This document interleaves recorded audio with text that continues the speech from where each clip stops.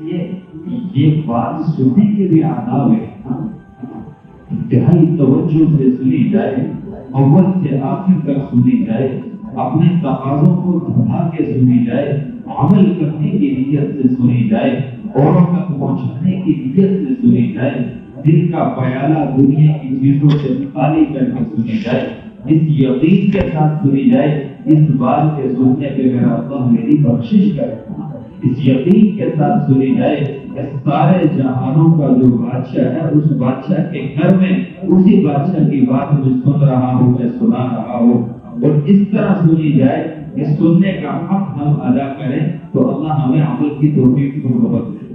اس کی کوشش کریں گے سارے انشاءاللہ، اس کی ہم کوشش کریں گے تو اللہ رب العزت چھوٹی سی بات ہمارے لیے ہدایت کا ذریعہ ہوگا۔ میرے بھائیوں، یہ قرآن کا مہینہ ہے، ہر طرف قرآن کی تنائیں ہیں، حفاظ قرآن سنا رہے ہیں، علماء قرآن پہ بیان کر رہے ہیں، مسلح پہ مسلح ختم ہو رہے ہیں، ہر طرف اللہ کے رسول کی صدائیں بلند ہو رہی ہیں، مسلسل ایک مسلسل چلا آ رہا ہے کہ قرآن ختم قرآن کی محافل ہو رہی ہے۔ یہ قرآن ہے کیا؟ ہم سے مطالبہ کیا کرتا ہے؟ اس قرآن کے حقوق کیا ہے؟ اس قرآن کی زندگی کو ہم نے اپنی زندگی میں لانا چاہیے، یہ اصل ہے، اور اس کو سمجھنا اور سمجھ کر اپنی زندگی میں لانا، اور اس زندگی میں لانے کے بعد پورے عالم کے انسانوں کو اس زندگی میں لانا، میرے محترم بھائیوں، یہ قرآن کا مقصد ہے۔ قرآن سب سے بڑی کتاب ہے، سب سے عظیم کتاب ہے، سب سے اعلیٰ کتاب ہے۔ دور کا زمانہ تھا کہ اس قرآن کو دیکھ کر ہزاروں لوگ مسلمان ہوا کرتے ہیں، اور یہی قرآن ہے جس کی وجہ سے ہم اٹھیں گے، ہمارا معاشرہ اٹھے گا، ہمارا خاندان اٹھے گا، ہمارا ملک اٹھے گا، ہماری نسلیں اٹھیں گی، پوری اسلامی سلطنت اگر اٹھے گی تو اس قرآن کی بنیاد پہ اٹھے گی۔ اسی لیے کہا گیا قرآن کا اٹھنا زمانے میں انسانیت کا اٹھنا ہے، قرآن کی وفا انسانیت کی وفا ہے۔ جن کی زندگیوں میں قرآن نہیں، قرآن ان کو خود کہہ رہا ہے یہ چوپائے ہیں، بل ہم اضل، بلکہ اس سے بھی بدتر ہیں۔ میرے عزیزوں، میرے محترم بھائیوں، اللہ رب العزت نے اس مہینے کو کیوں بنایا اور اس میں قرآن کو کیوں اتارا، اور اس قرآن کو حضور صلی اللہ علیہ وسلم کے ثبوت کرنے کے بعد حضور کو کیوں فرمایا کہ اعلیٰ فلیبلغ الشاہد الغائب، اب اسے پورے عالم کے پورے انسانوں تک پہنچا۔ قرآن کے چار حق ہیں، قرآن کے چار حق ہیں، قرآن کے چار حق ہیں جو ہر مسلمان بچے کے دل پہ دستک دیتے ہیں، بوڑھے کے دل پہ دستک دیتے ہیں۔ تم ایسے نہیں ہو، یہ نہ سمجھو کہ صرف علماء ہیں قرآن والے، یہ نہ سمجھو صرف علماء ہیں قرآن والے، مساجد والے قرآن والے ہیں، یہ سارے کے سارے مولوی قرآن والے نہیں۔ تم میں سے ہر ایک بچہ قرآن والا ہے۔ یہ بچہ جب ماں کی گود سے نکلتا ہے، اسے نہ سمجھ کہتے ہو، احمد کہتے ہو، اس وقت میرا یہ حکم ہے کہ اس بچے کی کان میں آزان دو، اللہ اکبر اللہ اکبر اللہ اکبر اللہ اکبر اشہد ان لا الہ الا اللہ۔ اس بچے کو بتاؤ تو ایسا نہیں ہے، تجھے اس دنیا میں بھیج کر اللہ نے ایک پیغام دیا ہے، وہ پیغام قرآن ہے۔ اس قرآن کو تم نے زندگی میں لانا ہے، اسی پہ زندگی گزارنی ہے، اسی قرآن کو لوگوں تک پہنچانا ہے، اسی پہ مرنا ہے۔ یہی قرآن قبر میں تیرا ساتھی ہوگا، حشر میں تیرا ساتھی ہوگا، ہمارا نامہ جب پیش ہوگا تو ترازو میں یہ قرآن بیٹھے گا، یہاں تک کہ جب تک یہ قرآن جنت میں نہ داخل کرتے نہیں چھوڑے۔ عزیزو، ہر ایک کے ساتھ قرآن کا رشتہ ہے، ہر ایک کے ساتھ مسلمان کے ساتھ قرآن کا رشتہ ہے۔ جتنے بچے بیٹھے ہیں، بوڑھے بیٹھے ہیں، ہماری زندگی قرآن ہے، ہماری سانسیں قرآن ہے، ہمارے دل کی دھڑکن قرآن ہے۔ پورا قرآن سن کے جس کا دل نہ دھڑکے، 20 تراویحیں پیچھے پڑھ کے قرآن سن کے جس کے دل میں اللہ کا خوف نہ آئے، نبی صلی اللہ علیہ وسلم کی زندگی کے اثرات اس کی زندگی میں ظاہر نہ ہو، میرے عزیزو، اللہ کی قسم ممبر پہ بیٹھ کے کہہ رہا ہوں، سمجھو کہ ہمارے دلوں میں غیر جو وہ رج بس چکا ہو، ہمارے دلوں میں قرآن کی اب جگہ نہیں۔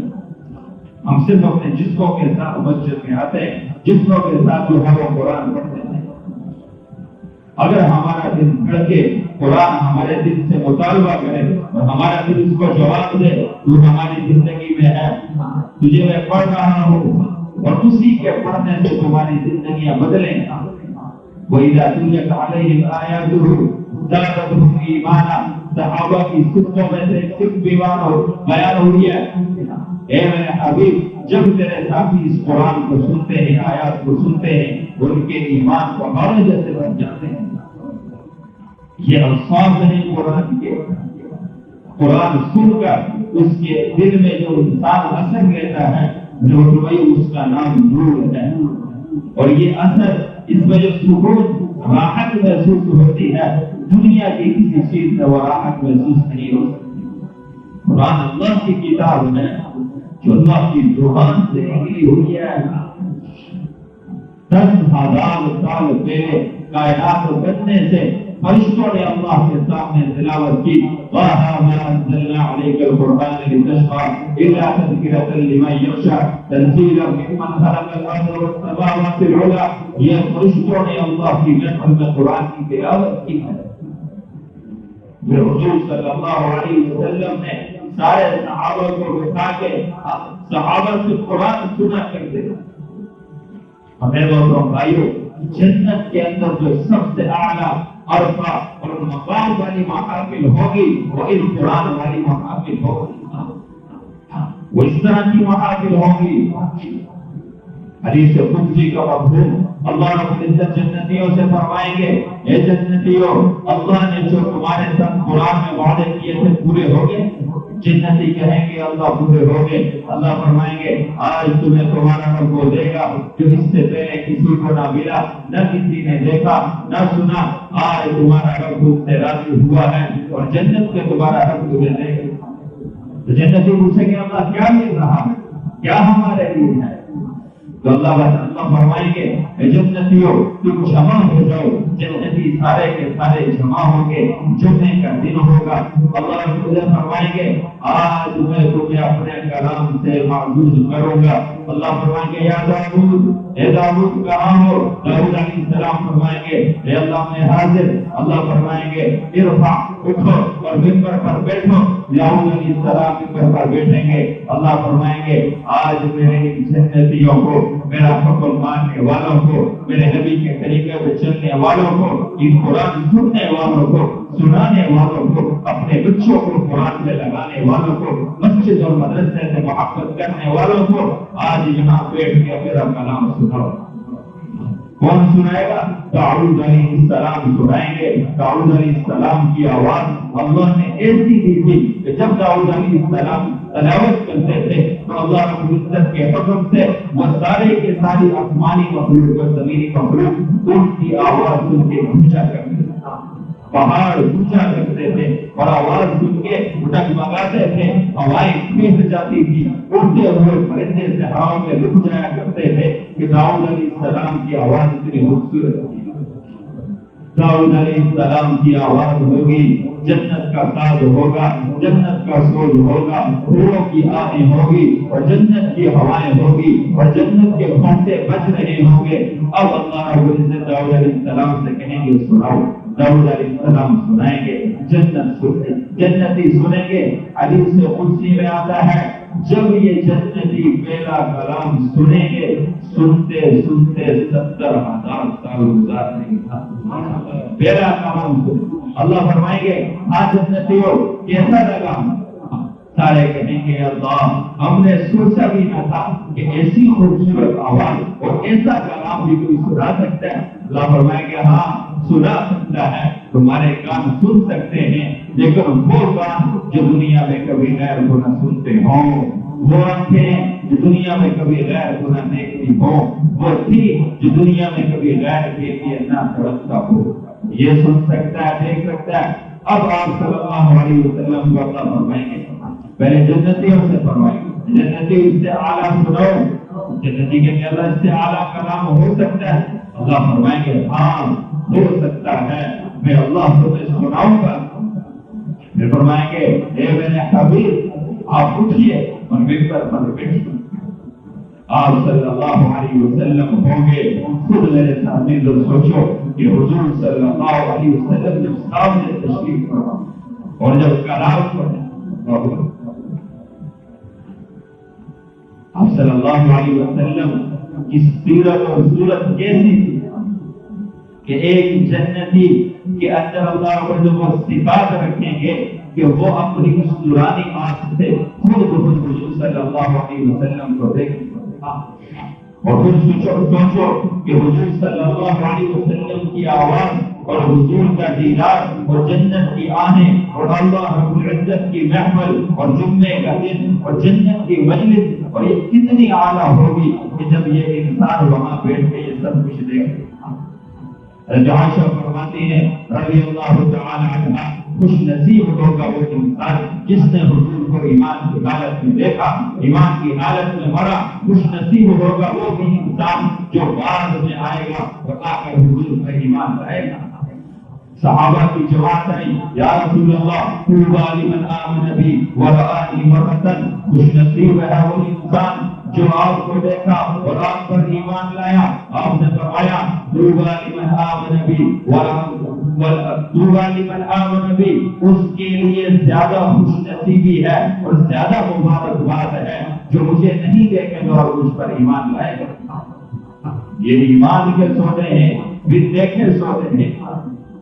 تو حضرت عائشہ رضی اللہ تعالیٰ فرماتی ہے کہ حضور صلی اللہ علیہ وسلم کو جن عورتوں نے دیکھا, حضرت یوسف علیہ السلام کو جن عورتوں نے دیکھا اور انہوں نے کیا کیا وَقَطَّعْنَ أَيْدِيَهُنَّ وَقُلْنَا حَاشَ لِلَّهِ مَا هَذَا بَشَرًا. فرمانے لگی کہ یہ کیا کہہ رہی ہو, یہ جسے ہم دیکھ رہی ہیں یہ کوئی جو ہے وہ انسان نہیں ہے, یہ بشر نہیں ہے, یہ کوئی اور مخلوق ہے. حضرت عائشہ رضی اللہ تعالی عنہ فرماتی ہے اللہ کی قسم اگر وہ عورتیں میرے حضور کو دیکھ لیتی جن عورتوں نے یوسف علیہ السلام کے حسن کو دیکھ کر انگلیاں کٹائی تھی, یہ اگر میرے حبیب کو دیکھ لیتی تو اپنی گردنیں کٹائی. ایسے حضور کا چہرہ اور یہ سارے جنتی دیکھیں گے, ایمان والے دیکھیں گے. عائشہ رضی اللہ تعالیٰ عنہ فرماتے ہیں حضور کا چہرہ ایسے چمکتا تھا کہ کوئی صحابی مسلسل حضور کو نہیں دیکھ سکتا. ایسا حضور کا چمکتا ہوا چہرہ. قرآن نے وہ دعا الم نشرح لک صدرک کے بارے میں کہا جس کی قسم اللہ نے قرآن میں کھائی, جس کے قبیلے کی قسم, جس کے خاندان کی قسم, جس کے علاقے کی قسم, جس کی زلفوں کی قسم, جس کے چہرے کی قسم, اتنا خوبصورت وہ ہوگا. حضرت عائشہ رضی اللہ عنہا فرماتی ہے میں کپڑے سی رہی تھی, کپڑے سیتے سیتے میرے ہاتھ سے سوئی گری اور گم ہو اور میں اندھیرے میں ٹٹول رہی ہوں, مجھے میری سوئی مل نہیں رہی. یہاں میرے حجرے کا دروازہ کھلا اور حضور داخل ہوئے. آپ صلی اللہ علیہ وسلم کے چہرے کی چمک سوئی میں لگی سوئی چمکنے لگی اور مجھے مل گئی. ایسا حضور کا چہرہ. حضرت جابر رضی اللہ عنہ فرماتے ہیں مسجد نبی میں داخل ہوا, میں نے اپنے جوتے کو اپنے ہاتھوں میں لیا اور جو ہی میں اندر داخل ہونے لگا تو میں نے آسمان میں دیکھا چودھویں رات کا چاند پورے زور اور زور کے ساتھ آسمان پہ چمک رہا. تو جب میں نے ایک قدم اور اٹھایا تو میں نے دیکھا حضور صلی اللہ علیہ وسلم مسجد نبی کے ممبر پہ بیٹھے ہوئے اور حضور صلی اللہ علیہ وسلم کا چہرہ چمک رہا. حضرت جابر فرماتے ہیں میں حیران رہ گیا اور میں اس شک میں پڑ گیا اور میں تصدق میں پڑ گیا کہ آسمان کے اوپر جو چاند ہے وہ زیادہ چمک رہا ہے یا حضور کا چہرہ. حضرت جابر فرماتے ہیں اللہ کی قسم میں نے آسمان کی طرف دیکھا اور پھر میں نے حضور کی طرف دیکھا, پھر میں نے آسمان پہ چودھویں رات کے چاند کی طرف دیکھا, پھر میں نے ممبر پہ حضور کی طرف دیکھا. کہتے میں اس چاند کے مالک کی قسم کھا کے کہتا ہوں جو نور اور جو چمک میرے نبی کے چہرے پہ تھی وہ چودھویں چاند کے اوپر. اسی حضرت عائشہ فرماتی ہے لنا شمس وللہ فی شمس وشمسی خیر من شمس السماء. لوگوں ایک تمہارا سورج ہے, ایک میرا سورج ہے. تمہارا سورج آسمانوں پہ چمکتا ہے, میرا سورج گھر میں چمکتا ہے. حضرت عائشہ فرماتی ہے میرا یہ دعویٰ ہے میرا یہ دعویٰ ہے وَالشَّمْسِ خَيْرٌ مِّن شَمْسِ السَّمَاءِ، میرے گھر کا سورج میں قسم کھا کے کہتی ہوں آسمان کے سورج سے زیادہ بہتر ہے۔ اور دلیل کیا دیتی ہے؟ فرماتی ہے اس کی دلیل میری یہ ہے شمس السماء تطلع بعد الفجر وشمس طالع بعد العشاء، کہ دنیا کا سورج، آسمان کا سورج جو ہے وہ مغرب کے بعد طلوع اور غروب ہو جاتا ہے، اور میرا سورج گھر کا مغرب کے عشاء کے بعد طلوع ہوتا ہے۔ یہ دلیل دے رہی ہے ایسا چمکتا ہوا چہرہ۔ ایک صحابی فرماتے ہیں میرے علاقے والوں نے کہا ایک شخص نبوت کا دعویٰ کرتا ہے، میں مدینے میں ایک مکے میں دیکھنے آیا، میں نے جب حضور کو دیکھا میں نے قسم کھا کے کہا یہ چہرہ کسی جھوٹے شخص کا نہیں ہو سکتا، یہ حضور صلی اللہ علیہ وسلم کے چہرے کی چمک جسے لوگ دیکھ کر ایمان لاتے ہیں۔ میرے بھائیوں، یہ جنت والے، یہ قرآن والے، یہ تراویح پڑھنے والے، یہ نمازیں پڑھنے والے، اپنے سروں پہ ٹوپیاں رکھنے والے، اپنے دلوں کو صاف کرنے والے، چھوٹوں کا ادب کرنے والے، بڑوں سے محبت کرنے والے، علماء کی قدر کرنے والے، اللہ والوں کی مجلس میں بیٹھنے والے، یہ سارے کے سارے اس مجلس میں ہوں گے۔ پھر اللہ فرمائیں گے اے میرے حبیب آج میرے جنتیوں کو اپنا کلام سنا۔ آپ صلی اللہ علیہ وسلم بیٹھیں گے اور آپ صلی اللہ علیہ وسلم اپنا کلام سنائیں گے۔ جنت کا ساز، جنت کا سوز، پھولوں کی رش اور جنت کا سارا نظام ہوگا۔ آپ صلی اللہ علیہ وسلم بیٹھیں گے اور کلام سنائیں گے، جنتی سنیں گے 70,000 سال دوسری دفعہ سنتے سنتے گزرتے۔ اللہ فرمائے کہ تیسری دفعہ اے میرے جنتیوں میرے جو وعدے تھے سچے ہو گئے، اللہ سچے اور کچھ سناؤ کہ اللہ اس سے اچھا بھی ہو سکتا ہے۔ اللہ سنائیں گے ہاں ہو سکتا ہے، لیکن ان لوگوں کے لیے جنہوں نے دنیا میں کبھی غیر کو نہ سنا ہو۔ محترم بھائیو، اللہ کی قسم جس نے اپنے کانوں کو محفوظ کیا ہوگا اور اپنی آنکھوں کو محفوظ کیا ہوگا وہ اس آنکھ سے اللہ رب العزت کی زیارت کرے، اور جس نے اپنے کانوں کو محفوظ کیا ہوگا وہ ان کانوں سے اللہ کو سنیں گے، اور فرشتے فرمائیں گے اس مجلس میں سے ان لوگوں کو اٹھا دیا جائے جنہوں نے دنیا میں کبھی غیروں کو دیکھا تھا اور غیروں کو سنا۔ پھر اللہ فرمائیں گے جنتی کے کیا تھا استعالا، اللہ فرمائیں گے ہاں آج تمہارا رب تمہیں خود اپنا کلام سنائیں گے۔ میرے محترم بھائیو، خود سوچو کہ جب اللہ رب العزت اپنا کلام سنائیں گے اور یہ جنتی دیکھ رہے ہیں، اور اب آپ فرماتے ہیں کہ اللہ نے جنت سے پہلے موت کو ہمیشہ کے لیے ختم